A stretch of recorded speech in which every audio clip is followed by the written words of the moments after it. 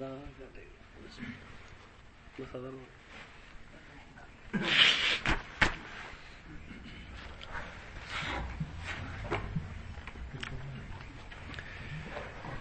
الله الرحمن الرحیم. باب غسل الوجه بالیدین من غرفة واحدة. غسل الوجه د غین زبر چراشی غسل دا بنزل دی او چې کله پیخ راشي غسل ناغه ته پښتو کې لامل وای بیا غسل او غسل کې دا فرق.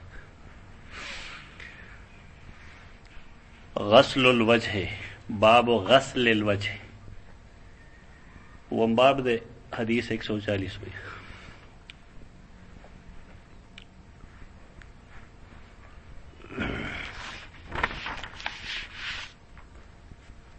مخ وینزل بالیدین پدوار اللہ سنو. امام بخاری رحمہ اللہ دا بالیدین ترجمۃ الباب کی وہ لکھ دی.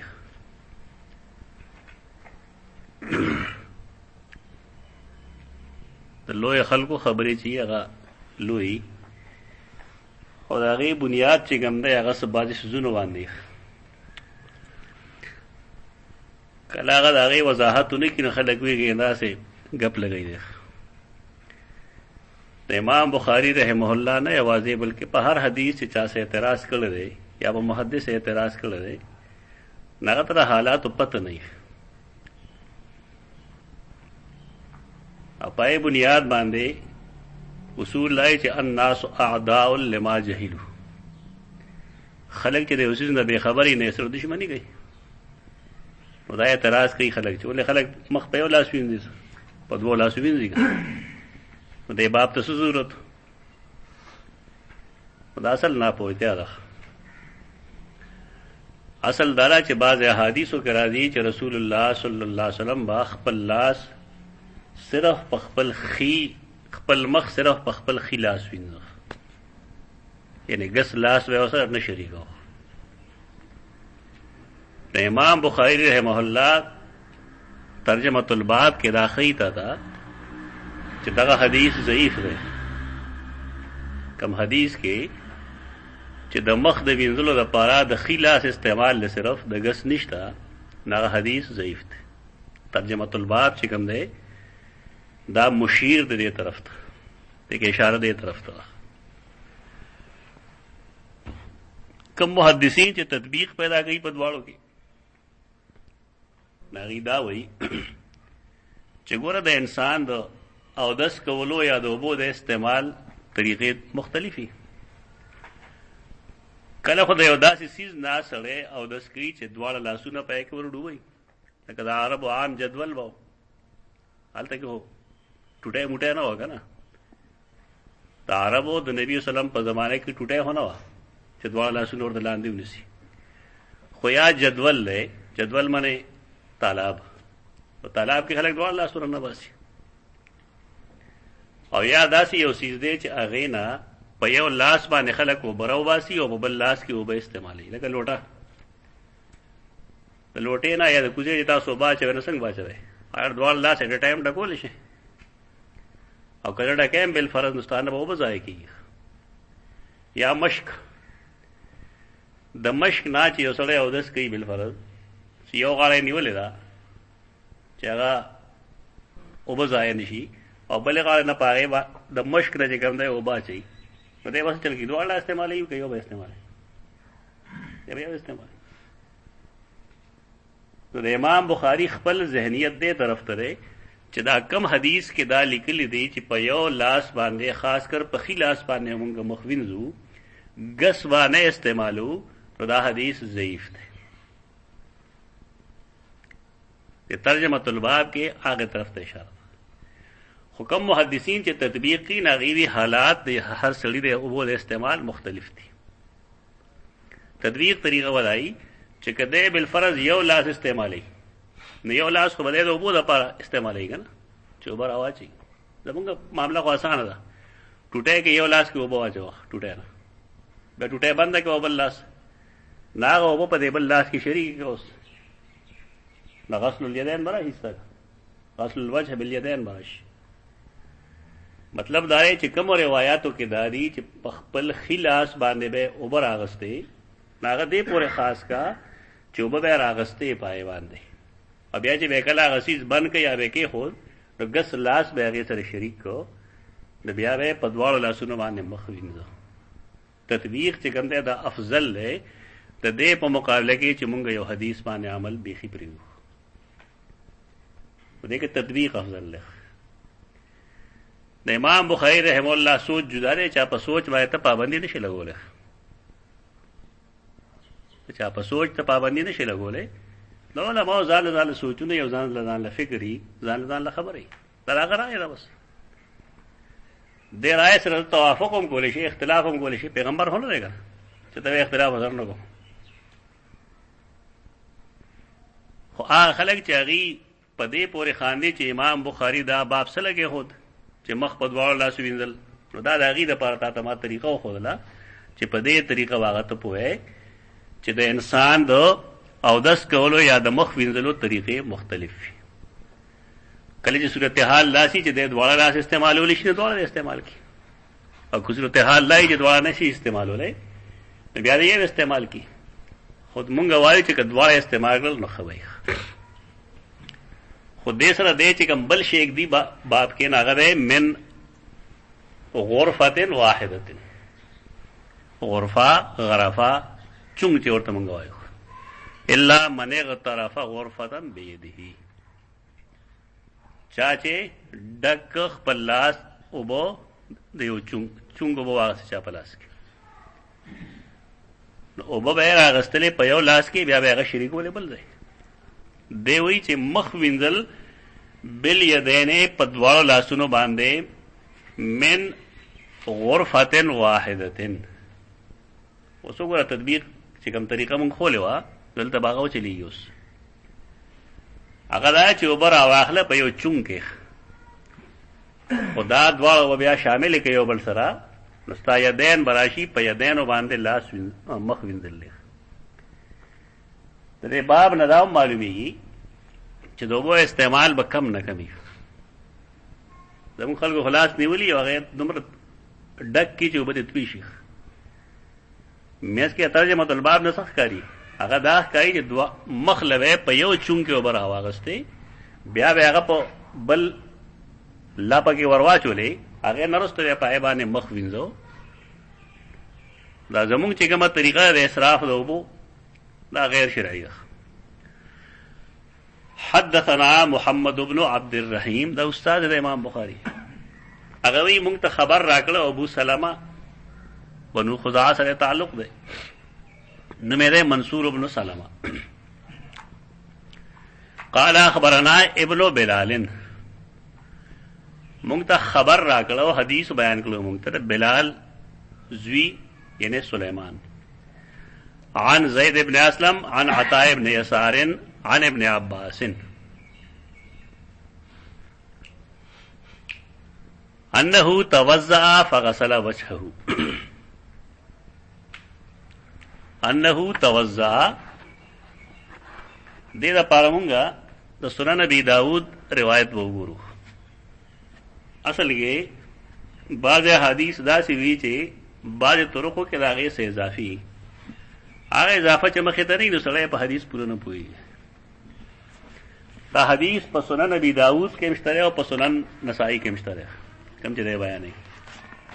سنن ابي داود کې حدیث نمبر 137 د هغې ته ابتدا کې یو خبره ده هغه دا ده چې عطاء بن يسار وایي دلته کې څه وایي عن عطاء بن يسار عن ابن عباس انه توضأ فغسل وجهه. ابن عباس اودسو کو نو خپل مخې ووینځ. دلته کې وایي عطاء بن يسار وایي چې قال لنا ابن عباس اتحبون ان اريكم كيف كان رسول الله صلى الله عليه وسلم يتوضأ. تاسو ته وښیم چې رسول الله صلی الله علیه وسلم به څنګه اودس کو یعنی د رسول الله صلی الله علیه وسلم دا اودس کولو طریقه څه وه. فدعا بإناء فيه ماء.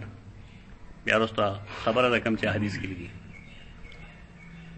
یعنی سیدنا عبداللہ ابن عباس رضی اللہ عنہما هغه صحابه کرامو ته پوښتنه کوي د مرګرو نه چې آیا تاسو غواړئ چې د رسول الله صلی الله علیه وسلم په طریقه تاسو ته ودسو کوم او خیم تاسو ته طریقه نه ورته ویلی شه. په دې اسناد کې چې تو ګوري نو په دې کې روایت د تابعی دی، د تابعین زید بن اسلم او عطا بن یسار. دا یتر سند لطائف ہوئی پر یہ سند کے دا کمال لے چې یو تابعی د بل تابعی نه نقل گئی، یعنی عطا بن یسار هم تابعی دی او زید بن اسلم هم تابعی دی، اور دا غیب باوجود یو د بل نه نقل گئی او عطا بن یسار د عبداللہ ابن عباس نقل گئی. چې مرګرو وې چې آو جی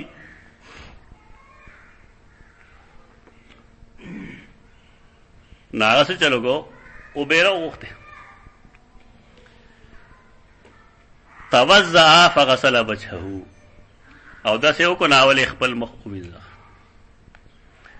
اخذ غرفة من ماء فمزمز بها واستنشق ثم اخذ غرفة من ماء فجعل بها هكذا اضاف الى يده الاخرى فغسل بهما وجهه.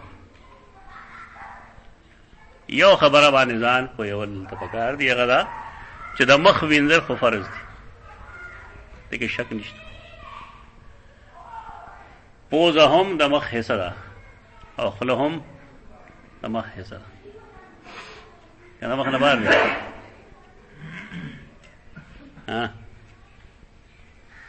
د قرآن مجید چې کوم حکم دی چې فغسلوا وجوهکم، مخ وینځل فرض دي، نو خله وینځل ته وتا سوای فرض بوای ورته پاو داس کې بخله وینځل ته فرض وای کو څه ورته وای.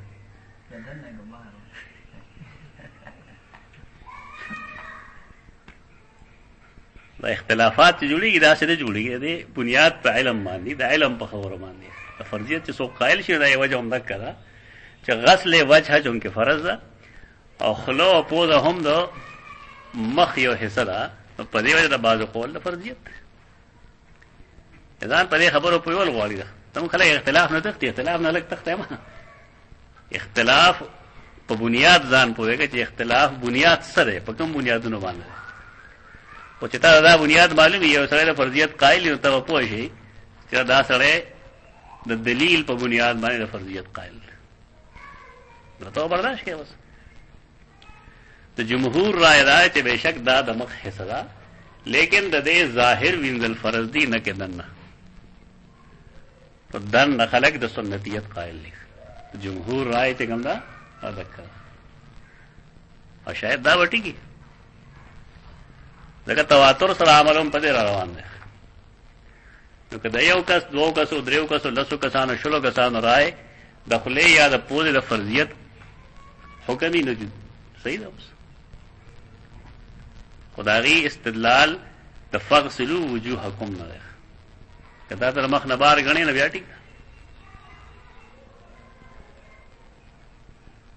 بیا دې طرف تم سوچ پگا دے چې کله دا مخ حصہ شو نو دې لپاره چې مې وبر اخلو نو دا بابا جدا جدا راخلو، خلی لپاره به جدا وبې، د پوز لپاره به جدا وبې، او د مخ لپاره به جدا وبې.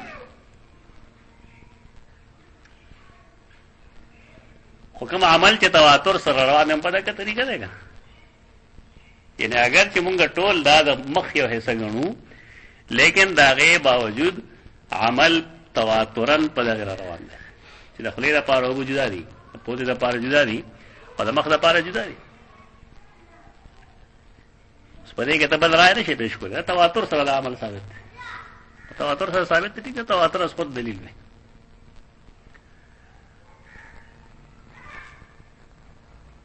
هغه مخوین زو اخذ غرفه من ماء فمزمز بها واستنشق،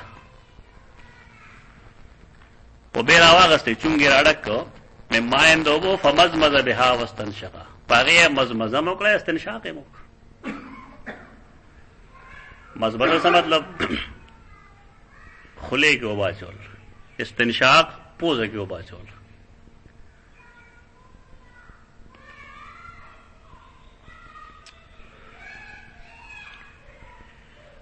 پوزه کې وباچول او خله کې وباچول دا سنت دي. او چې کله سړي ته لامبلو ضرورت نه بیا د وینځل فرض وي. عام حالاتو کې پکارداری چې سړی د غسل په حالت کې په مزمزه او استنشاق کې مبالغه کوي. مبالغه دا مطلب چې خړ خړ دومره وکړي چې سړی پوه شي چې اوبه مړی ته کوزي شوي دي. او استنشاق کې دومره مبالغه وکړي چې د سړي اوبه په پوزه کې راخکي چې پوزه تروه غونده شي او سړی پوه شي چې اوبه خیشوم پورې رسېدلي دي. خیشوم هغه ځای چې کوم ځای نه غول نه وځي، کوم ځای چې د هډوکي شروع کېږي هغه لاندې ځای ته خیشوم وایي. البته د فقهي کتابونو دا لیکلي دي چې په روژه کې دی دا دومره کوشش نه کوي، ځکه چې پای کې د روژې د خرابېدو خطر ده. دا پخوانی فقه ده او صحیح فقه ده. بس یعنی فرض مقدار څه شی دی؟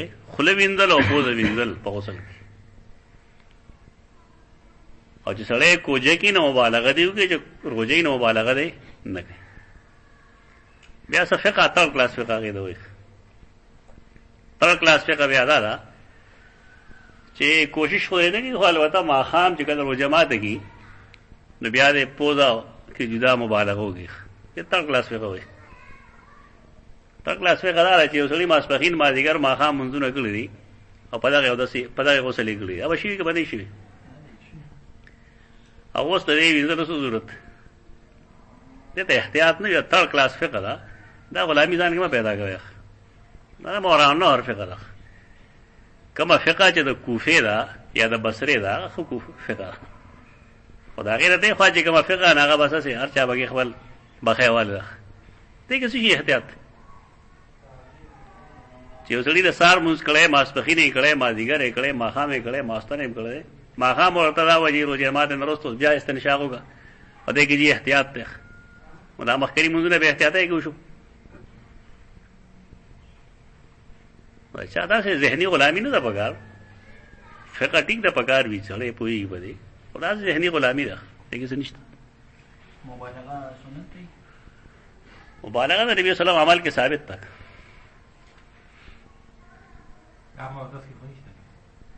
نه مودس کې مبالغه نشته. دلته کې محدثین دا لګي بل چې فمزمز بها واستنشقه. د دې الفاظو نه بظاهر دا ښکاري چې چونګې یو ډک کړی دی نو د هغې نه خوله کې وباچولي دي او د هغې نه پوزه کې وباچولي دي. یعنې خوله کې دې وباچولي دي او بیا نورې پوزه کې اچولي دي. په درېیم ځای راغستي نو پای کې هم اول خوله کې بیا پوزه کې، یا په درېیم ځای خوله کې بیا پوزه کې. عبدالله ابن عباس کړي دي او بیا د رسول الله صلی الله علیه وسلم عمل هغه دی ته وایي. نو د حدیث دا مفهوم چې واخلې ټیک دی، زموږ رواج داسې نه دی، موږ داسې نه کوو.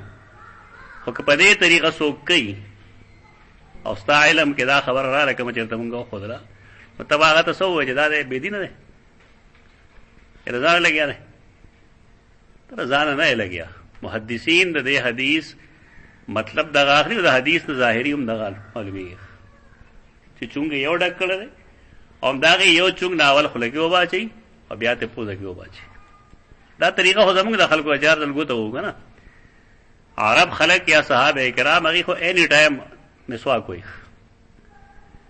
د اودس نه مخکې هغې والي، اودس نه مخکې عرب اوس هم داسې ووینئ هغې هر وخت د هغې مسواک دې باندې پروت دی. مګر خو پکې داسې هم تورځنې چې کله مونځ تودرېږي نو وزر در تکبیر تحریمه نه مخکې مسواک وایي او بیا دې ځای کې کېږي. او زموږ خلک به سوال وکړي چې وری چې کوم دی نه هغه دغه نه کوي، وینه نه کوي. د سره د وینې ډېر غم دی. د اختلاف نه خبر هم نه دی چې وینه آیا ناقص د وضو ده که نه ده. د حنفو مذهب ته ټیک نه ده مسله. دا قسم سيزونه سړی دی چې خبرې ټوله مخې ته وي، نو هغه بیا په هغه ګرمه کې نه چوکه کېږي. دا ګرمه کې په هغه وخت چوکه کېږي، د پته نه. ابن حجر اسقلاني رحمه الله دلګي دینه فهميږي دغه محدثین ټول د حدیث دغه مطلب اخلي چې اخذ غرفه من ماء فمزمز بها واستنشق. معنی سره دا کې معنی راغی چې یو چونګي ډکړ دی، دا یو چونګ نه سو بو باندې مزمزه کړل، پس استنشاق کړل. د دوالو د پاره درې چونګې استعمال یو مونږه سو استعمالو شپږ، مونږه شپږ چونګې استعمالو او هغه درې چونګې استعمالي. او دا هغه طریقه وا اقرب وی دیتا چې هغه په وبو کې اسراف نه کوي. حدیث نه ولا فهمي.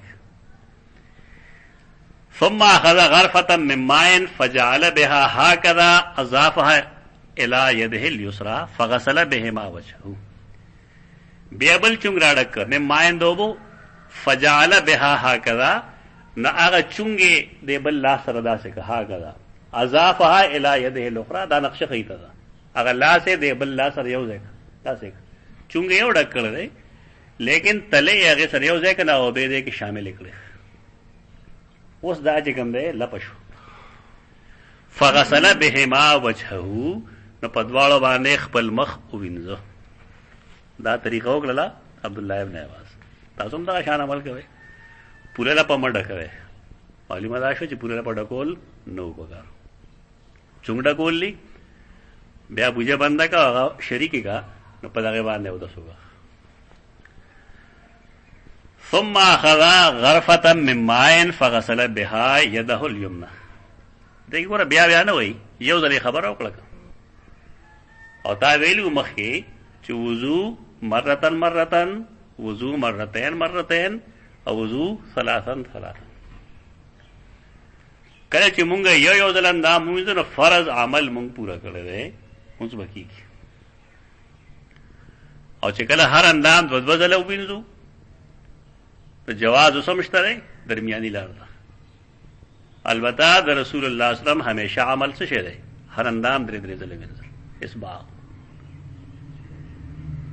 دلته چې ته په اختلاف باندې پوهې نو بیا هم تا کې برداشت وي چې سړی یو ځل ووینځه بس ټیک ده، هغه پسې موږ کېږي باندې کېږي کېږي به که دوه دوه ځله ووینځه صحیح ده، مونځ هغه صحیح دی، د خلکو ورپسې مونځ صحیح دی. فغسل بها يده اليمنى، نو په هغې باندې خپل ښی لاس ووینځه. ثم اخذ غرفه من ماء، بیا بل چونګ واغستو وو فغسل بها يده اليسرى، نو په هغې خپل ګس لاس ووینځه. ثم مسح برأسه، بیا د سر مسح وکړه. دغه یې سونه خول چې څه چلے وګه لکه اس پته لګي نه چې څه چلے وګه. زمونږه د نور لیزان اوله تر اخري کتاب پورې یو طریقه خیغي چې سړی بدواله لاسونه لوانده کی، بیا د درې ګوتې داسې کړي، دا دوی داسې کړي، او دا دې ځای کې کېږي دې پور ورسي، بیا نور داسې کی، او دا ګوتې چې کوم دی دا د غوږونو دپاره کړي. ښه خبره ده، خو کاش چې په دې باندې د حدیث څه دلیل وی. د حدیث نه په دې باب کې څه دلیل نشته. بله شپه مولانا عبدالسلام صاحب تو تقریر وده نو هغه چې موږ نه چا مشکات ویلی دی، نو موږ هغه وخت کې به دا خبره وکړه، هغې موږ ویلی دی او واقعي هغه وخت کې دا ویلي چې دې لپاره سنت ته څه دلیل نشته. دا خو هغه نه ویلي، خو دا اصل کې ملا علي قاري لیکلي. زمونږ لوی علما چې کوم دي هغې لیکي دا چې دا سیز دلیل غواړي، دلیل په دې نشته. دې ته سنت مه وایه. سنت خدا دی چې سر دی په مسه کې راګیر کړی شي، خدای کیفیت سره معلوم نه دی. که یو سړی دی الله ازبوزي شاته ورسوي بس ټیک ده، سر راګیر شو. خو هغې دپاره یو خاص کیفیت جوړول. او بله دا چې ما ته داسې حدیث معلوم دی چې رسول الله صلی الله علیه وسلم به د غوږونو د مسې دپاره تازه اوبه اخیستلې. داسې حدیث ته دی، اگر چې د هغې په اسناد کې څه کلام شته، لیکن د احنافو خو اصول لري چې که یو حدیث ضعیف هم وي دا قیاس نه کوي. احناف اصول لري چې که حدیث ضعیف دی د قیاس نه کوي. احناف په نسبت باندې یو سړی که په اودس په موز کې په بق بق او خاندي بالفرض په ټک ټک د موز ماتېږي که نه ماتېږي؟ هغه یې اودس هم ماتېږي. د دې حدیث په تا کلام کتلی خو شدید ضعیف دی، شدید ضعیف روایت دی، لیکن دا غیر باوجود احناف په دې عمل کوي. ابن قیم دا بنیاد جوړ کړی دی او په دې بنیاد یې لیکلی دي چې د جمعې دروازې د غسل د فرضیت احادیث قوي دي په مقابله د دې کې. بیا هغه تپوس کړی احنافونه چې کوم حدیث ضعیف دی نو په هغې عمل کوئ، او چې د هغې نه زیات قوي دی نو په هغې باندې تاسو عمل نه کوئ. دا علمي خبرې یعنی د جمعې د غسل د فرضیت احادیث هغه فرمایي دا قوي دي په مقابله دغه حدیث کې. دا انسانان دي. ابن قیم رحمه الله داسې کوشش کړی دی چې هغه دا وایي چې دا علما چې کوم دي مجتهدین دي ډېر ښه اصول جوړ کړي، خو کله کله بیا د هغې خپل اصولو نه خیال ونه ساتي.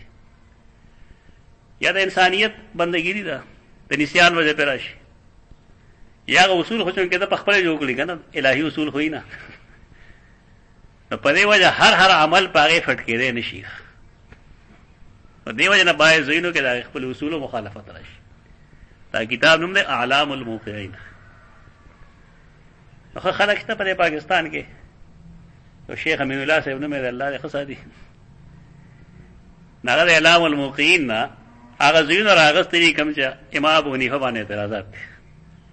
هغه یو مرګ یو رمار دی لکه دا خو یوازې هغه په امام ابو حنیفه نه دي کړي، په ټولو فقهاو یې کړي.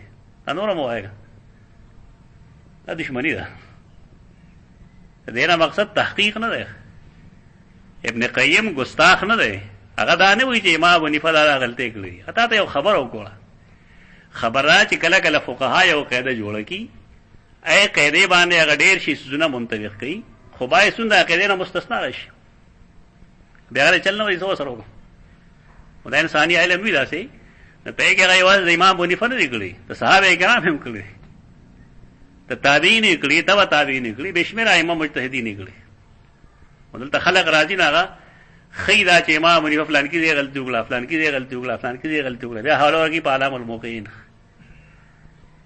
دا خیانت دی. علمی خبره خلک علمی خبره دی. ابن قیم رحمه الله هغه د امام ابو حنیفه ته نه جاهل وي نه ورته بېدینه وي. اته دغه خبره کوله کومه چې ورته ما ښودله. خو دا خلک یې غریبانه هلته څوک تپوس نه کړي، دلته کې چې راشي شیخ ته جوړ شي که نه. په دې ملک کې مصیبت دا دی چې په دې علاقو کې کوم خلک یې نه د څوک شیخ نه وایي، خو د بار نه څوک راشي دغه دې په اوږه ګرځي. دا ډېر لوی جهل دی، ډېر لوی جهل دی. په کار دا چې د کور کلي کوم سړی دی تا اول د هغه د علمیت قایل شه. خدا حسد راځي که نه. ابن قیم سیر اعلام النبلاء کې لیکلي چې د یو عالم سره، سیر اعلام النبلاء کې حافظ ذهبي لیکي چې د یو عالم سره د ټول نه لوی حسد کوونکي او د هغه نه زیات مستغني ګڼونکي څوک دي؟ د هغه خپل کور والی، د خپل کور خلک، د خپل ټبر خلک. هغه عالم ته اهمیت نه ورکوي، هغه کدو سره دی. البته خوري د هغه په نوم باندې ډېر پخوانه د خلکو یو مزاج جوړ شوی دی. بس تاسو ځان له دا مزاج مه جوړوئ. هر سړي له انزل الناس منازلهم، د کوم سړي چې کومه مرتبه دا وله ورکړه. ثم مسح برأسه مسح الراس. په حدیثو کې مسح العنق نشته ده. د سټ مسح چې کوم ده دا په حدیثو کې نشته. نور الايضاح کې لیکلي دي چې مسح د سټ چې کوم ده دا مستحب ده. نور انوار حسامی کې لیکلي دي چې الاستحباب حکم شرعي لا بد لها من دلیل شرعي. یو څیز ته مستحب نه هغې دپاره به دلیل ګورې. احکام خمسه فرض، واجب، سنت، جائز، مباح او مستحب دا ټول دلیل غواړي. دې دپاره استحباب دپاره دلیل پکار دی.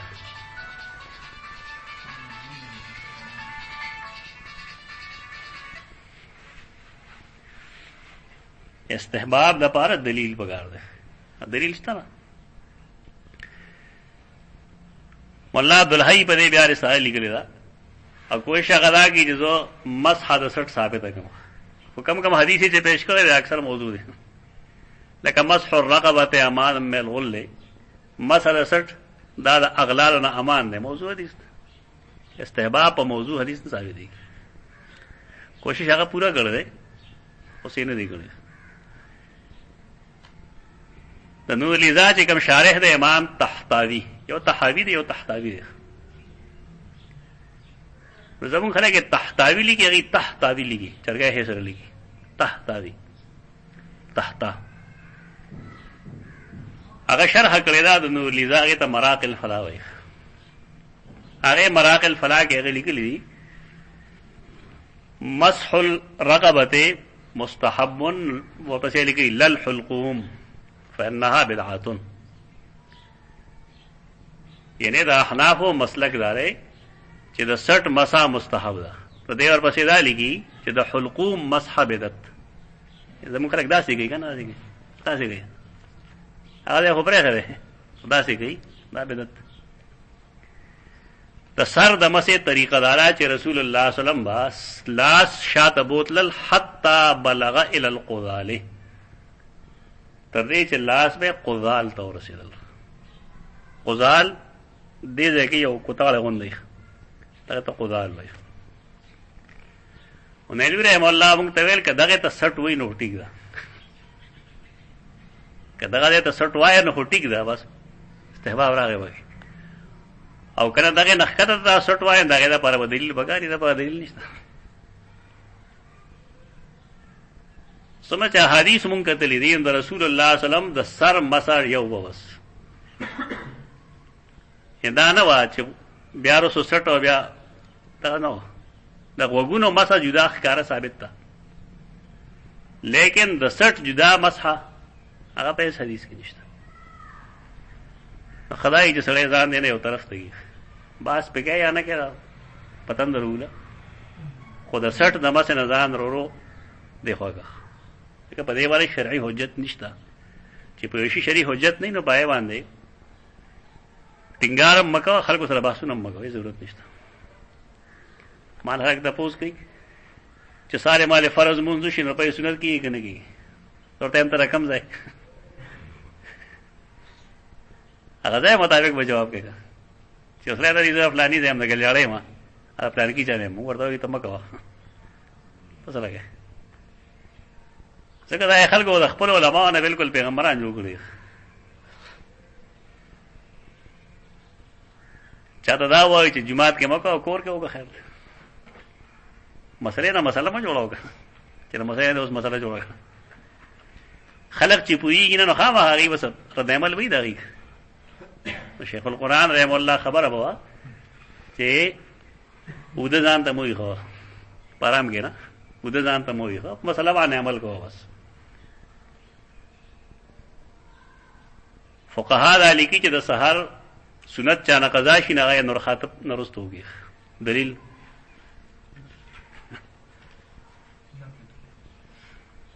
دلیل خو نشته په دې باندې.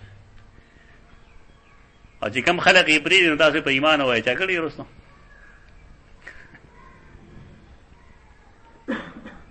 لیکن مولانا عبدالسلام صاحب به ویل مونږ ته چې د یو سړي عادت دا وي چې هغه د نورختو نه وروستو اشراق کوي، هغه دې وکړي وروستو. دا ډېره مخکې مونږ زده کړو مثلا. او چې یو سړي د هغه مزاج دغه نه وي نو هغه دې بس دې په دې متصل کوي چې بېغمه کېږي. داسې قسمه مسائل دا خلقو منځ ته مه وړئ، خلک په دې پوهېږي نه سره، هغې په نوعیت هم نه پوهېږي دا فرض څه مسله ده، څه واجب ده که استحبابي درجه لري. ډېر لوی جهل دی، ډېر لوی جهل. دا قسمه مسائل د سټ مسه شوه، فلان شو فلان فلان عوام منځ ته مه وړئ. دا علمي مجالسو کې یو بل سره کوئ، نو ټیک ده، خو د برداشت ماده ځان کې پیدا کړی. یو سړی د هغې د استحباب قائل دی، نو تا ته ما وښودل چې په دې باندې فلانې فلانې حدیث دی، ته هغه معلوم وي، بس حکم نه به نه خبر. ثم اخذ غرفة من ماء فرش على رجله اليمنى حتى غسلها. تا حدیث دلته کې تا ما حدیث ته کوم چې موږ وخت سنن ابي داود کې ویل چې رسول الله صلی الله علیه وسلم یې پیسې وکړل او بیره واغسته، فرش على رجله اليمنى، نو په خپل خیخ په باندې هغه اونسته داسې چاکه وکړه، پرم کې کړې. وفيها النعل، وفيها النعل، هغه کې کېړې وخت یعنی خپې د کېړې سره وینځل. دا سنت دی، بس ټیک دی وینځل شي، خو چې کله وینځي نو سم به وینځي. اخذ غرفة من ماء فرش على رجله اليسرى حتى غسلها، تر دې چې هغه وینځله، کېړې دې وینځله. چې کېړې وینځي بیا بګي موږ کېږي ونه کېږي، ها چې کېړې دې وینځله صفا شوه، نو موږ پکې کېږي ونه کېږي.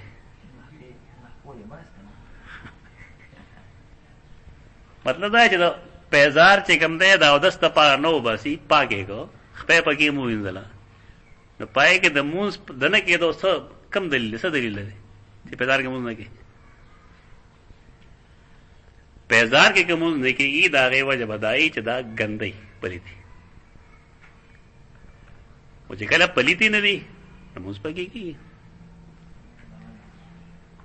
دومره دا چې قرآن نه دا معلومېږي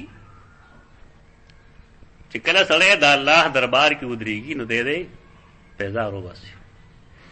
فاخلع عن عليك انك بالوادي المقدس طوى. پخوا به کول خلکو جماعتونه به کچو، بار به وګرځېدل را بله به جماعت کې لمونځ کوو دغه شان. اوس عربو کې هم څوک پیزار کې لمونځ نه شي کولی، ځکه جماعت یو قالین پروت دی، دا به څوک سرمن وباسي چې څښا کې ډېر وړی جماعت کې په قالین پورې مګي. خبره ده نه چې مونځ کېږي که نه کېږي، مونځ کېږي. البته یو مسله دا ده چې یو سړی پیزار وباسي نو دا به دا څنګه مسلې چې پیزار یې وښکلی دی، پیزار د پاسه ولاړ دی. یعنې اکثر خلک داسې کوي اوس چې هغه وایي یاره پیزار جنازه کوي که نه، پوه شوې، دا مشروطي داسې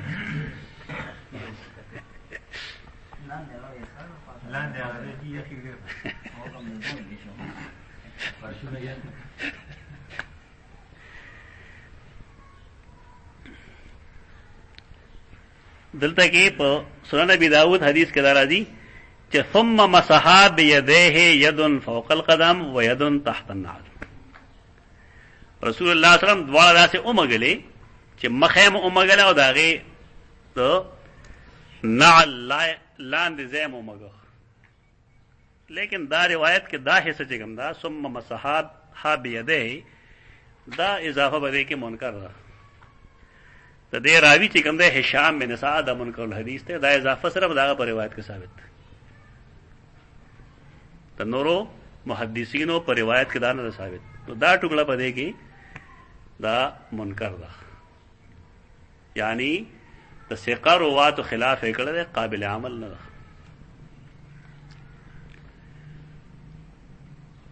فرش على رجله اليمنى ثم اخذ غرفة اخرى فغسل بها رجله يعني اليسرى. اب یہ پائے باندھے گس دغه چلو کو، گس خپې سره دغه چلو کو.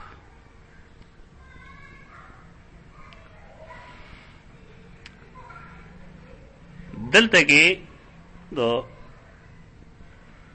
مسحها بيده کم چې سنن ابي داود روایت دا یدن فوق القدم خو ٹک دا، لیکن دا یدن تحت النعل ٹھیک دا اضافہ ٹک دا. یعنی رسول اللہ صلی اللہ علیہ وسلم د خپې پاس حصہ هغې سره څه وکړه؟ مسحها. دلته مسح به څه مطلب وي؟ د مسح معنا دا لاس مګل پاغه مسح کول نه اصطلاحي مسح نه ده بلکې دا هغه مګل اکمه وبو چې هغه ترم کې اګړې وي ناغه وبې پاغه باندې او مګلې ډیره پاره چې دا په حکم د وینځلو کې راشي. تاسو دې تو ګورئ دا ټول او د سغه یو ځل کړه کډو ځل کړه اذا وضو مرتن وضو دې مرتن چې هغه دا څه وکړل نو ثم قال هكذا رايت رسول الله صلى الله عليه وسلم يتوضا دارنګه ما دا الله رسول لیدلو او دا څه کو ټول مری دا څه کړو دا یو ځل لیدو بس تم کګنه یو ځل لږه شان دی لکه یو حدیث یو ځل ثابت دی د رسول الله صلی الله علیه وسلم په جون کې یو ځل عمل ته په یو ځل عمل وکړه بس یو ځل داسې شي وی دي چې رسول الله صلی الله علیه وسلم ابو داود حدیث سنن ابي داود ترمذی چې جمع بین الصلاتین یو کړه په کور کې من غیر سفر ولا مطر ولا عذر نه بارانو نه څه عذر نه بل څه تکلیف خو یو ځل یې کړی داسې یو ځل او زمونږ خلک چلګي سره علي دې تخپل ځان ته وګوره زمونږ خلک زمونږ یو ګاونډي هغه به دروازې مونږ نه کوو ماښام چې برای ماسپدن مونږ به شنه پاوځي ټول مونږ نه وګورل هغه زمونږ خلک علي دې بوره خان د خپل عمل نه ګوره ینه خامخا یو مونږ بل مونږ ول رسېخ هغه مله طریقه ده سفر کې خو به کول کنه خو صرف دا ویل غواړم چې رسول الله صلی الله علیه وسلم په ټول جون کې یو ځل داسې کړی دی چې په کور کې بغیر د عذر نه بغیر د سفر نه بغیر د باران نه دو منځونه یو ځای وکړو ال حدیث په دې راو عمل کوي په حدیث عمل له کې اتباع نفس په حدیث عمل له اتباع نفس ده رسول الله صلی الله علیه وسلم هغه ټول منځونه داسې نه دی کړی چې روزانه هغه داسې چل کړی خو ټول عمر کې یو ځل دا کار کړی دی نو ته په ټول عمر کې یو ځل دا کار وکړه بس په حدیث په عمل راشي د خپل طبیعت مطابق په حدیث عمل لخ چې زه اوس موټ کې ما نه راوس په مازیګر مونږ مو کوم هغه مسره وځو کوم دا ان الصلاه کانت علمونه کتاب موقوته وځ مطلب نه زیاته مګه د رسول الله صلی الله علیه وسلم دایمي سنتونه هغه تم توجه وکړي دا د خپل طبیعت مطابق په حدیث باندې عمل لخ هغه یو ځل یو که بس ته یو ځل دا گنجائش پیدا کی او چې کله صحابي دا وی چې هاکذا رأیت رسول الله صلی الله علیه وسلم يتوضا نو اوس دا خبره مرفوع شو رفع څه وی پیغمبر ته رسول یره د حدیث نو اوس حدیث جوړ شو تر اوسه خدای عبد الله ابن عباس عملو خو چې کله هغه فرمایل چې هاکذا رأیت رسول الله صلی الله علیه وسلم يتوضا دا سه ما رسول الله لیدلو چې هغه او داس کو نو دا سنت شو مرفوع دی په اند رفع عین معنی رسول پورته کول دا حدیث مرفوع دی ال النبي صلی الله علیه وسلم یا فلان کے صحابی مرفوعا نقل گئی یعنی دا رسول الله صلی الله علیه وسلم نے حدیث نقل گئی د بعض محدثین په باره کې جرح کوي محدثین هغه فلانه چې کوم دی رفاعن نه پیژني خلک څه مطلب دی رفاع هغه راوی ته وایي چې هغه ضعیف الحدیث وي د صدا وجه پای کې څه مسله وي خدای د ټول له لوی برای دی چې هغه موقوف روایت مرفوع کوي موقوف روایت مرفوع کوي هغه ته وایي رفاع تجرح دا جرح دا راوی د کندم کولو لپاره دا جرح ده یعنی دې پویږي نه د په موقوف او په مرفوع کې فرق نه کوي په دې وجہ د کمزوري یا د ضعف څخه بنیاد راغی باب التسمیه علی کل حال وعند الوقاع التسمیه بسم الله ویل علی کل حال په هر حال کې بسم الله ویل چونکه د باب تعلق کتاب الوضو کې دا چول دی په دې نه به استدلال بدای چې سړی او دس کې نه بسم الله دی وایي 14 ته کېنې بسم الله ووایه. روټۍ ته چې کېنې هم خلک بسم الله وایي که بسم الله چې تا ته څوک ویل که بسم الله وایه ته څه وایې چې بسم الله توکلت علی الله که نه بسم الله الرحمن الرحیم وایي. اصطلاحي بسم الله چې کوم دغه بسم الله الرحمن الرحیم ویل دی.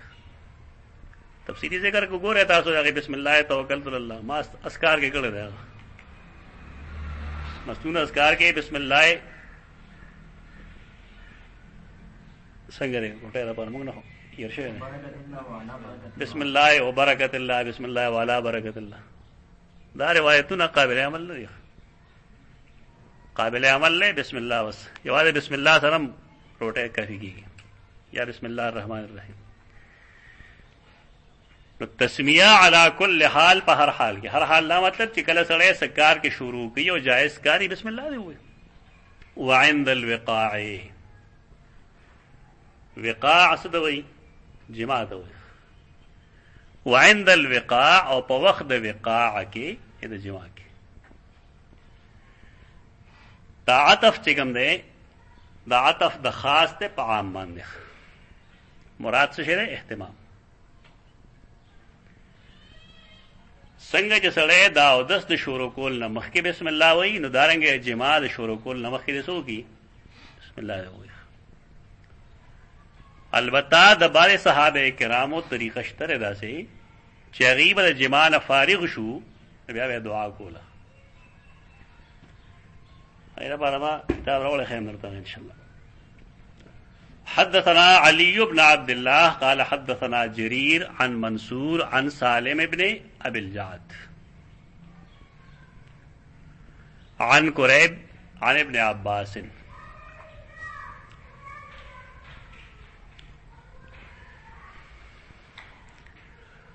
منصور نقل کی د سالم بن ابي الجعد منصور نقل کی د سالم بن ابي الجعد هغه نقل کی د چانا د قریب نه هغه نقل کی د عبد الله ابن عباس نه.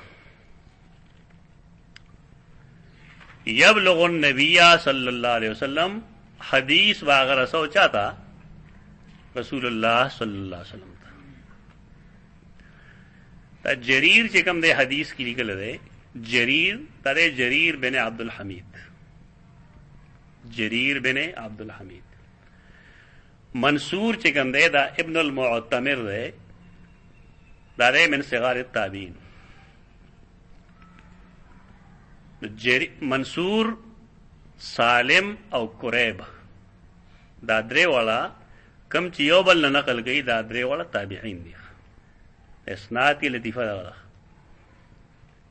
اسناد کی لطیفه دا چې مخکې کوتا دو تابعین وي لیکن درې تابعین دي منصور سالم ابن ابي الجعد او قریب. عبداللہ ابن عباس حدیث رسئی رسول اللہ صلی اللہ علیہ وسلم تا اور فرمائی لو ان احدکم اذا اتا اہلہ قال بسم اللہ اللہم جنبنا الشیطان وجنب الشیطان ما رزقتنا فقضی بینہما ولد لم یضرہ. بعض خلق ډېر بے علمه خبرې کوي په منبرونو باندې خلق لګیایي وایي دا چې حرامي پیدایي هغه سړی چې د هغه پلار مور بسم الله نه ویلی. الله یې تباه کړي دا علما چې دوی د حرامي تعریف نه پېژني. حرامي هغه چاته وي چې د هغه مور غلا کړي. چې عالم دومره کمزورې خبرې کوي په منبر او محراب کې عوام نه وسه ګیلي وګیا دا مستحب عمل ده. حدیث دا څه وایي چې دا حرامي ولالي شیطان چې انسان لکم نقصان ورکوي د بيدینه یا د یو څه د بل څه د اغوا کولو نو د هغې د بچ کولو طریقه دا ده چې انسان د جما نه مخکې بسم الله الرحمن الرحیم پیغمبر دغه فرمایي. بس خدای خلقونه بس وایي چې هغې ټول عمر دروغ وایي ټول عمر مونږ ډېر شی دروغ اوري تاسو هم اورېدلي او کله کله مې وړه غواړي چې هغه زاړه څیزونه هم سړی ولګي. مثلا خلق دا وایي ما تېر ورځ کې مې اورېدل چې ماشومانو بال کو بال وایي دا پندوس د رسول الله صلی الله علیه وسلم مخې ته پرېوت نه ولک راواغست نی هغه ویل چې دا لک حرامي دی. یعنی خپل پیغمبر ظالمانو زموږ رسول داسې خبرې کولې. هغه ماشوم چې ویل نه راغلی مور ته یې ویلي دي نو مور یې راغلی چې هو ما اوس چل نه دی کړی. بیا وایي چې ګاونډیان نه وو موږ له خمبیره پکار وه. بکواس دی داسې خمبیره نه وه نو ما چې کوم دی نو خمبیره بې تپوس راواغسته نو په هغه شپه ستا پلار ما سره ملو شو. دا وینه دومره سره جوړېږي ماده چې یې د وینې نه جوړېږي. ته چې بېګا ډوډۍ خورې ستا په خیال نن به د هغې نه وینه جوړه شوي. څه بکواس دی بس کوي خلک پوه شوې څه وایي بس ای ورته وایي که نه یعنی هغه حرام داره چې څه ته وایي چې دا څیز دی. پخوا به کیسې دا هم کوی چې سړي له پکار دی چې قول او فعل کې تضاد نه وي. نو بیا یې ماشوم به ګوړه خوړه پیغمبر له راوستې دی ګوړه خوري بیا ورته سبا راوله سبا چې راغی بیا ورته وایي چې بچی ګوړه مه خوړه. بیا ورته چې دا خو تا پرون هم کولی شو نو ورته ما پرون په خپله خوړلی وه. لکه دروغ غلی وی هغې ګوړې پېژندی عربو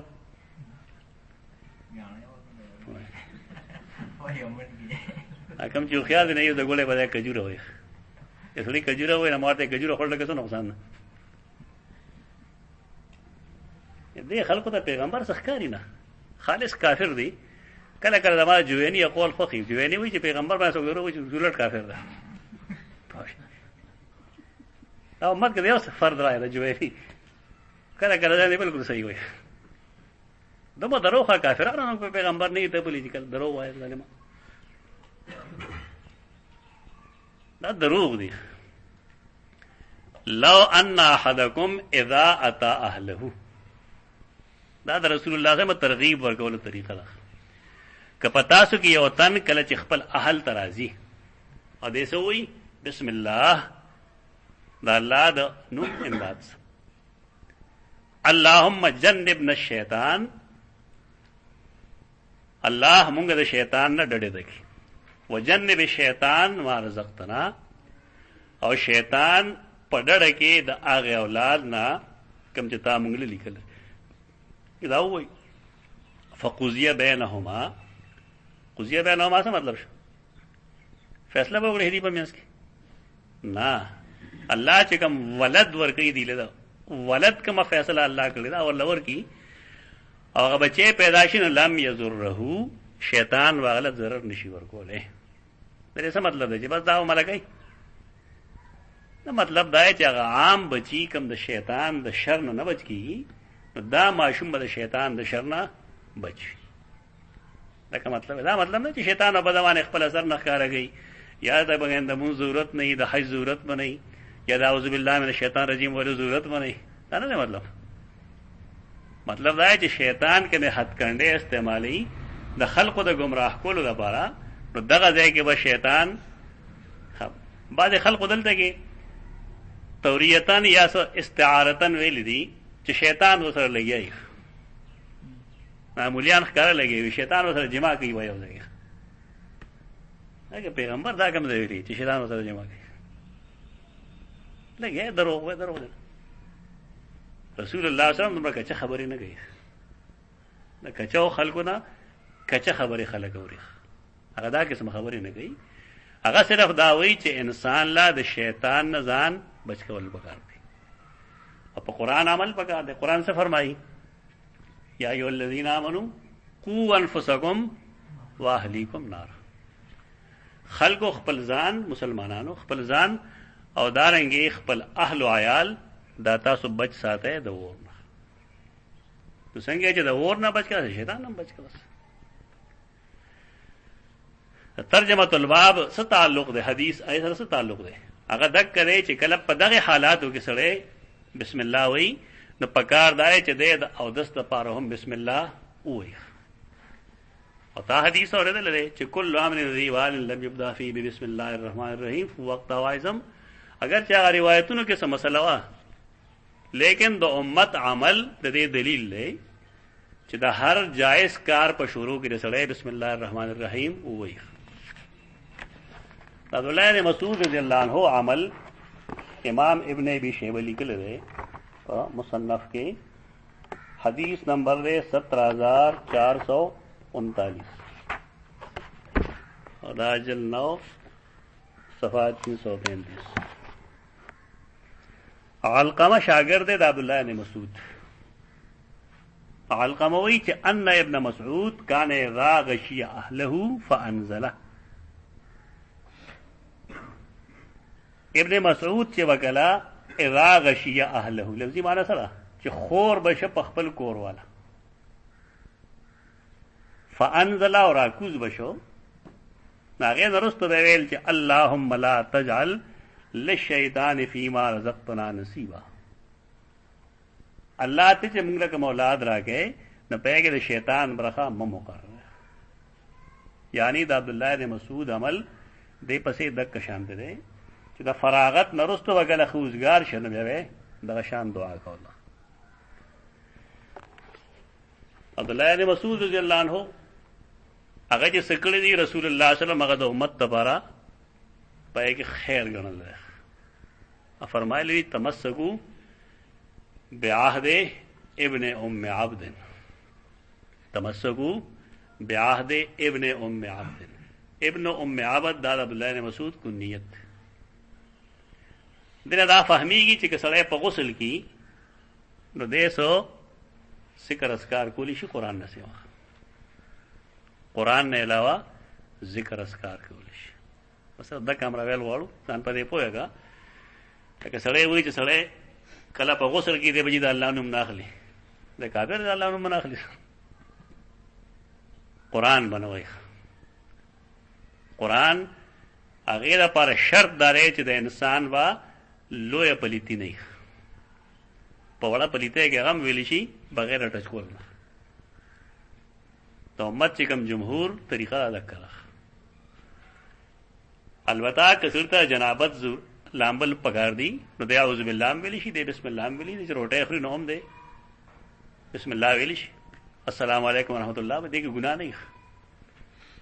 او شاید په دې بنیاد باندې رسول الله صلی الله علیه وسلم با تیمم کو ضروری نه ده خو شاید په دې بنیاد په تیمم کو.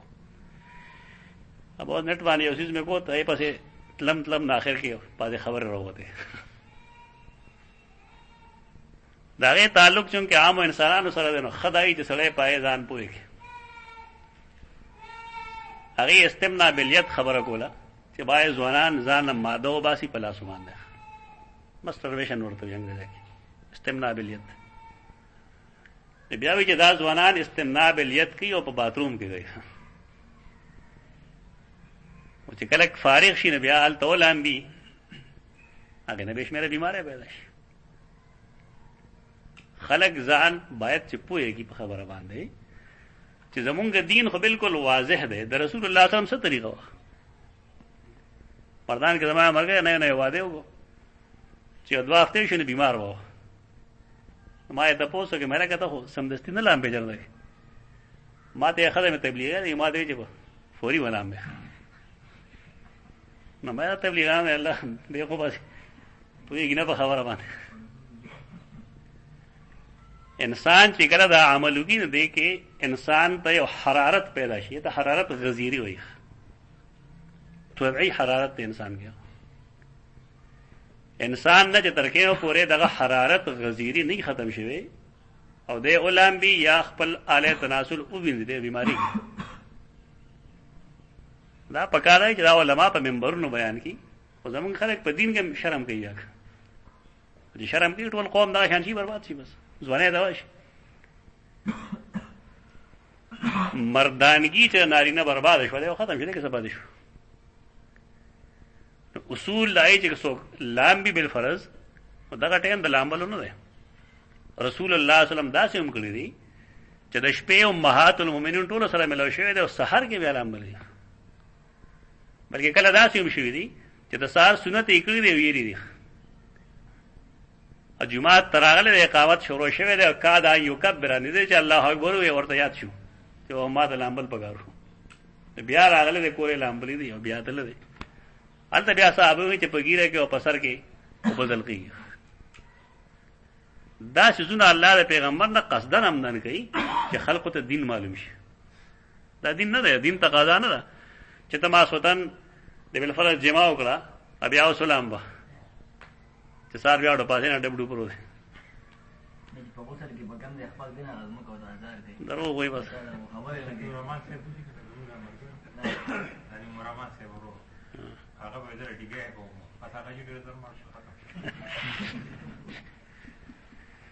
او زمونږ یو ملګری هغه سارې مارې په وګیله نه وبو باندې لامبل که او هغه واړه ګیلې نه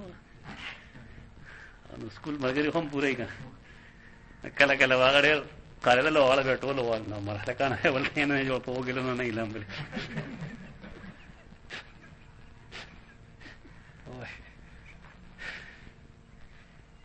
اصول لای چې هغه وخت کې د سړی خپلې مغانې ووینځي اصول دغه دی تر موانې مغانې ووینځي ښه دی هغه باندې وده شي بس او چې ډېره شیخي کېږي تیمم وکړه بس دا تبلیغیان پوهېږي نه غریبانان ادې ویګنې دا تقوا نه ده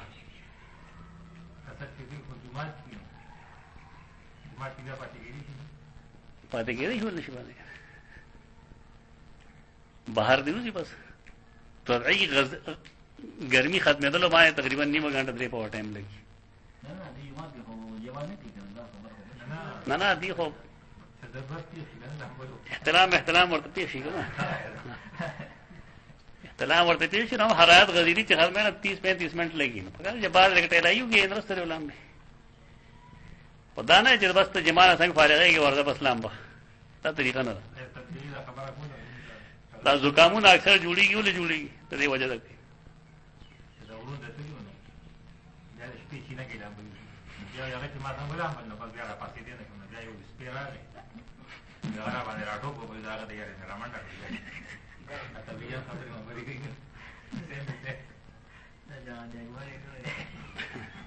حدیث کرے یو صحابی بیمار ہوگا نا بیمار ہو تو احتلام اور ضرورت پہ شب نور صحابوں نے تپوس ہے ہوتے لامبا عمل شو نبی السلام خبر شناسا فرمایا قتلوه قاتلهم الله ادی مړ کړ الله دې مړ کړو تاسو جمله ولې دا به علمه کوله خبره کوي پته نشته بس کوي کنه قتلوه قاتلهم الله پیغمبر اون معصوم جو اندال الفاظ دي دا دې مړ کړ الله دې مړ کړي ټیک هغه خیره په دې بنیاد باندې وکړي او کم سے کم ده خو دلته چې سړی ته مسله نه معلومه ده کړي بس غلطه دي نه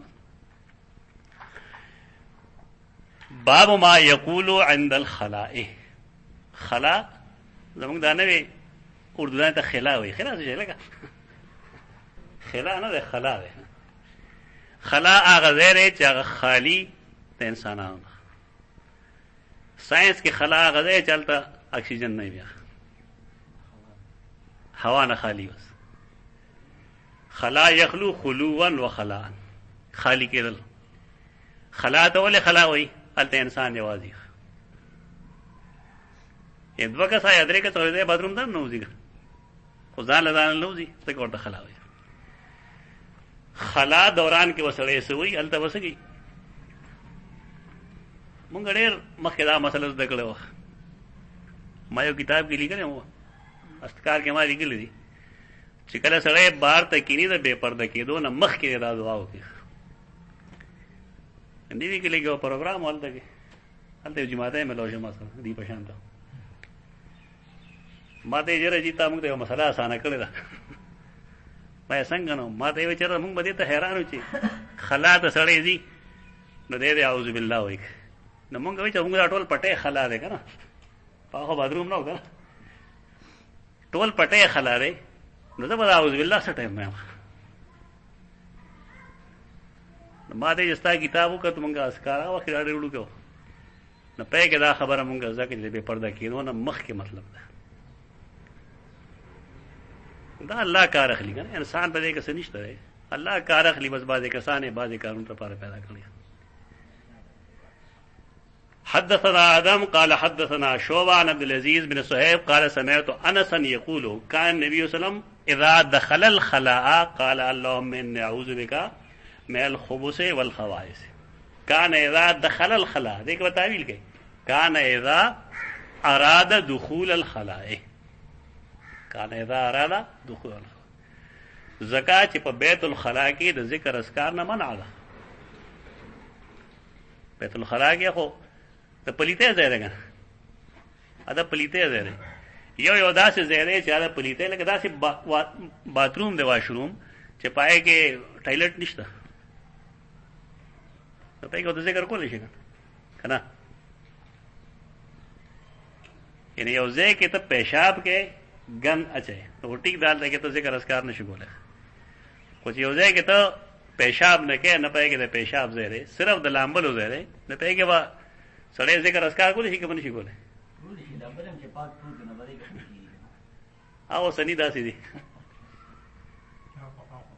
پخوا خو مسله وه که نه، اوس هم بعضې خلک دې ټایلټ کې ولامبي نو بار روز خپې وینځي که فقه کې لیکلي چې کله سړی ولامبي نو بیا دې خپې ووینځي. مونږ چې چا نه ویلي وو ملا عبدالسلام صاحب نه مونږ پوه کړو چې پخوا یې چونیاړی وی که نه، نو د هغې نه به د اوبو نکاس نه کېده. کله به سړي لامبل نو هغه اوبه به د هغه په خپو کې جمع کېدې. نو طریقه به دا وه چې د مشرانو به پرتوګ بار ایښی و، کمیس به هلته واچو خلکه، ما ته یاد دی. نو چې بار به راوتل نو بیا به یې خپې وینځلې، بیا یې نرس ته پرتوګ واچو. تا ته به ډېره مزې وکړې مړه.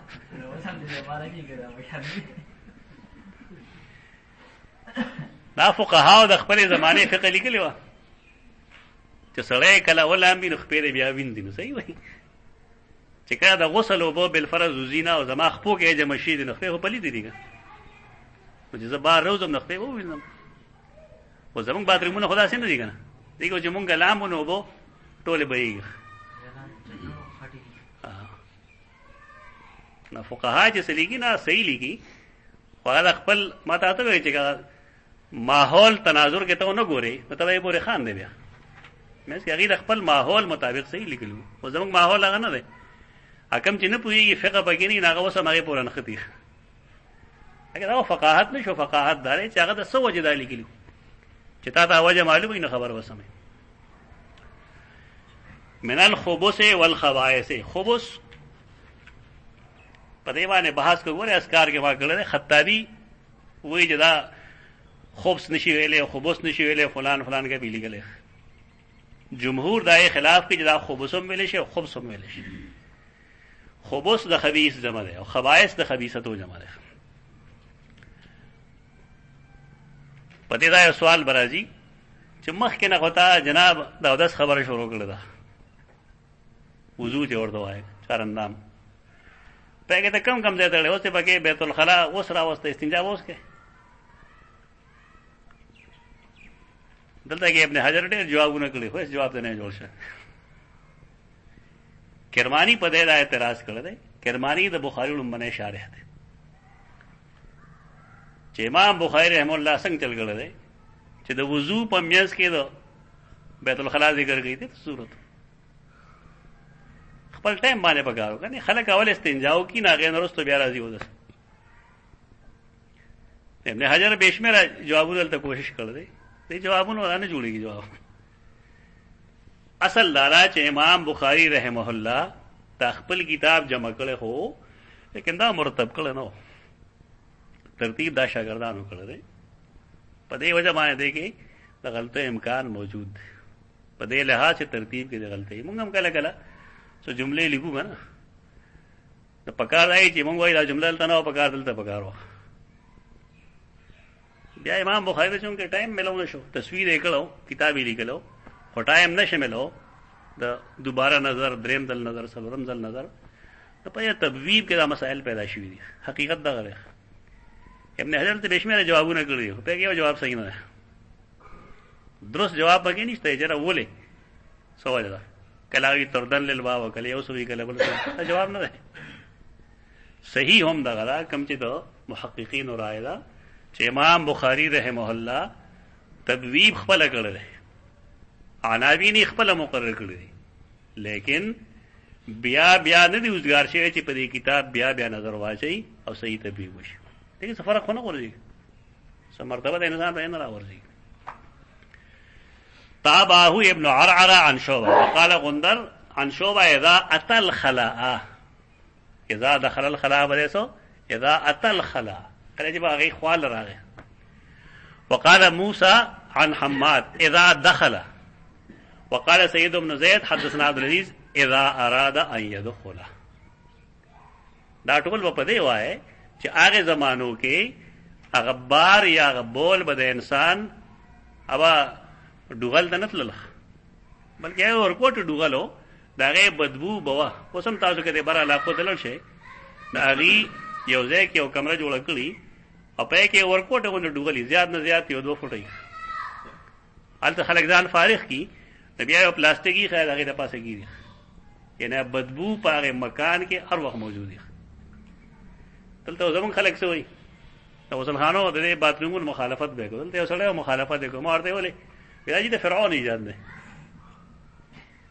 نو ما څنګه ایجاد د فرعون یعنی آیا داخله چې زما لاندې د 200 300 کسانو غن پرو دي د پاسه ځان فارغوم او کله داخله چې زه ځان فارغ کما او براشي په مخ باندې وسه دی بالکل پاک پاتې شي. دا فرعون نه کدا شیطان هم جوړ کړی نو خبره دا مطلب نه یو کار فرعون کوي دا مګه دا چې خلکو یو شی جوړ کړی دا اوس ټول په دې باندې پوي دې کلی کې ټول نمخ کې باتروم موږ جوړ کړو تر ځان جوړو کنځلې به کولې بدر به ښه خلک وبار ته نه دي او دا 1 2 پکور کې کوي نه نه اوس ورو سم شو دلته یو دی زمونږه بانګي کاکا چې کوم دی عجیبه خبرې دی وایي چې استاد ته دا وایي چې سنت په کور کې وکړه مونږ کور کې مونږ کم ځای وکړو نو ماته استاد خځې مونږ نه کوي چې خځه به مونږ خځې به مونږ سره ودرې کوم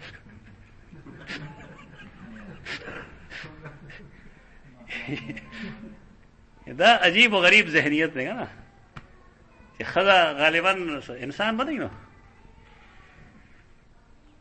تا هغه جان خلک ته پوښتنه خځه نه کنه چا خزین هغه ته پته لګي چې خزه څه شي ده پګلان دي. اذا اراد ان يدخل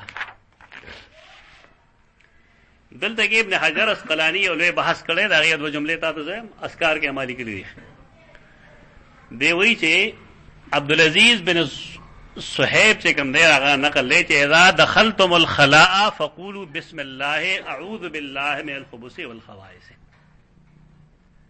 اذا اعوذ بالله نمخ کې د بسم الله اضافه ده بږي او ابن حجر لګي چې اسناده علی شرط مسلم اسناد صحیح ده په دې وجہ کې چې بیت الخلاء ته نه بسم الله ته وایي مخ کې بسم الله اعوذ بالله من الخبث والخبائث اسکار کے دامہ لکھ لے تفصیل التا کدش زي بس کې اقول قولي هذا